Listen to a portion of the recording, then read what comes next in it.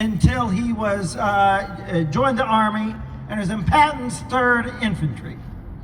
And my grandmother was in radar operations in World War II south of London in the Scottish forces. And they met in London, and my grandfather, not knowing anything about London. Anybody been to London? Yeah, what a kid from Pikeville, Kentucky doesn't know is that when you ask a Scottish girl on a date to go rowing on the Thames, then the Thames is not actually a river. It is a tidal estuary that changes direction in the middle of the day. And my grandfather thought he'd be very slick with the first date. And he thought that he would row upstream to start the date so that he could ride downstream at the end of the date. But what he ended up doing was rowing upstream both ways. And the way my grandmother loved telling this story is that she thought he was the dumbest hillbilly she had ever met, but that he looked very good rowing upstream both ways. So she gave him a second date, and that's how my family started. And when Jana and Isaac and I were talking about how to structure this particular event, there have been a lot of people in Hamilton County over the last 20 years, before it turned Democratic, that rode upstream to make it Democratic. And Commissioner Driehaus and Commissioner Reese and Michelle Young are 3 of the people who did a lot of upstream rowing when it was hard to win races here. And when it was really tough to recruit great candidates to run those campaigns. And we didn't just want to have people who had been successful turning Hamilton County blue. We also wanted to have some candidates like Lilithia and Jonathan, who are rowing upstream in districts that lean more Republican right now, who are doing that rowing at this moment. Thanks all of you for your work in those campaigns in the past, and thank you for your work in this campaign now. There are 3 things that the Secretary of State in Ohio needs to do. First, we need a Secretary of State committed to fair districts. The only long-term solution to gerrymandering is an independent redistricting commission. We need a Secretary of State focused on that as our #1 priority. Second, we need a Secretary of State who writes honest ballot language when you vote on a constitutional amendment. And third, we need a Secretary of State who makes it easy and fair for every Ohio citizen to vote. Many of you may know, the people who are going in to vote right now, that if the Republicans in Washington have their way, women who decided to change their name when they got married would have to provide additional documentation that a man would not have to provide. That's what they want. We need a Secretary of State committed to democracy and committed to making sure it is easy and fair for every Ohio citizen to vote. No matter whether you've changed your name, no matter whether you're a naturalized immigrant, because they're going after that too. Those are the 3 things that we need in our next Secretary of State. The last story I'll tell is about where I grew up. So I grew up on a small family farm. My parents do farmers markets in a rural area.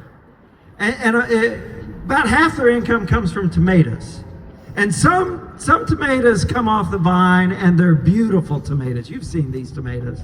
Anybody plant a garden this spring? Yeah. Do you all plant tomatoes? All right. Yeah, it's too early right now. Some of these are beautiful tomatoes. Those are #1 tomatoes. Mom and Dad would sell them for $3 or $4 a pound. But some come with splits on them.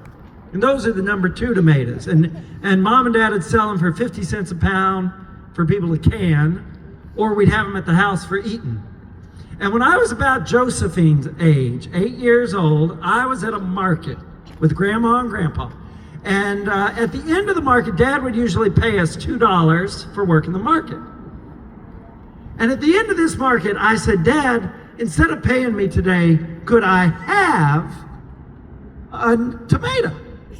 And I'll never forget how Grandpa Charles looked at me, Josephine. And he said, Brian, why do you want to buy a tomato? We got all those tomatoes at the house. And I said, Dad, I don't want a number 2 tomato. I want a number 1 tomato. In the state of Ohio, for the last 20 years, we have stopped believing we can have number 1 tomatoes.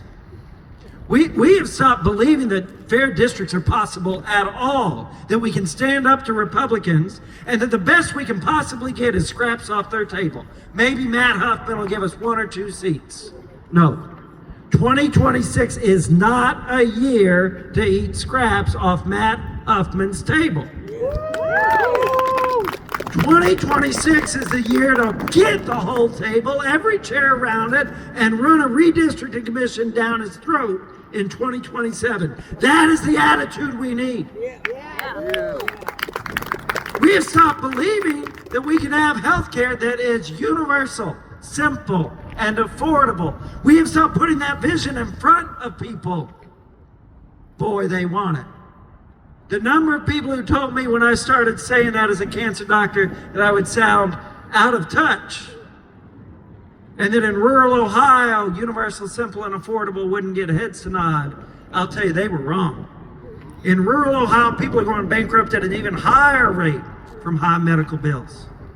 We've stopped believing that we can put forward public school funding that funds our public schools at the same way Kentucky funds our public schools. And that we just have to give rich kids in Indian Hill $8,000 vouchers to go to private school. That is not the case.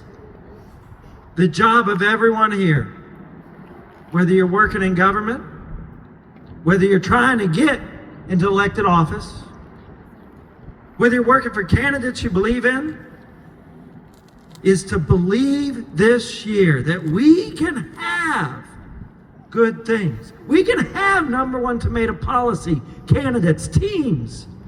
This is a year that we have an opportunity. It is not a gift.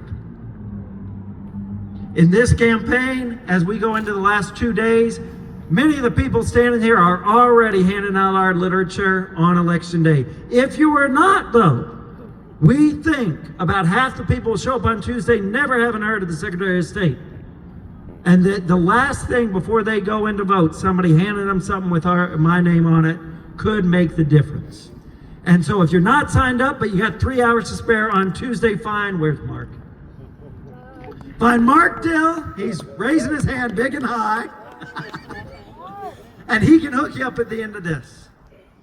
And I'll end by saying thank you. Thank you all for coming. Thank you for your passion. Thank you for your service.